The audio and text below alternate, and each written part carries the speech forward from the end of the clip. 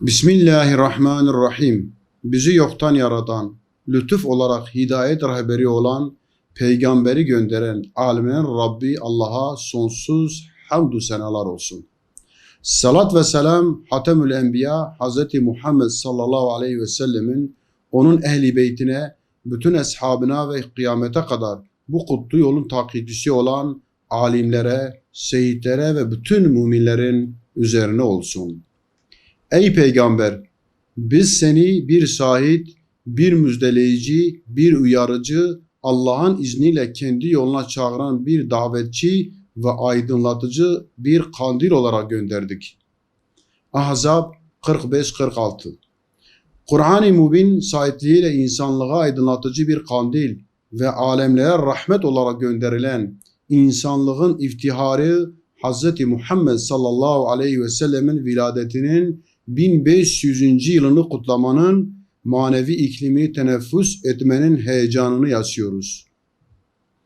O nurani viladet ile dünyanın karanlık ve habis perdeleri yırtılmış, zulüm kalelerinin hakkın nurun hakim olmuştur. İnsanlık onun viladetiyle kullara kulluktan, tevhide ve zulümden adalete, vahsetten medeniyete geçen inkılaba tanıklık etmişti. Onun viladeti ve getirdiği ilahi mesajlar zulüm ve istibdat karanlığını parçalamış, insanlığı tekrardan esref-ül mahlukat olma yolunu açmıştır. Ancak insanlık o kutlu elçinin mesajlarını, örnekliğini ve rehberliğini terk ettiğinde zulüm ve karanlık çağlar tekrar insanlığı sarmış. İnsanlık yine o pak nebinin nurani mesajlarına hasret kalmıştır. Kutsal mabetlerimiz başta Mescid-i Aksa olmak üzere insanlığın düşmanları Siyonistler tarafından tahkir edilmiştir. Başta Filistin, Gazze olmak üzere İslam coğrafyası iç ve dış sahiplerle zulüm coğrafyasına dönmüş, mazlumlar kendilerine uzanacak rahmet elini bekler olmuştur. İşte böylesi karanlık ve zulüm çağında alemlere rahmet Efendimiz Hz. Muhammed sallallahu aleyhi ve sellemin viladeti, umudi imanın evladı kabul eden ümmet için bir diriliş ve rahmet vesilesidir.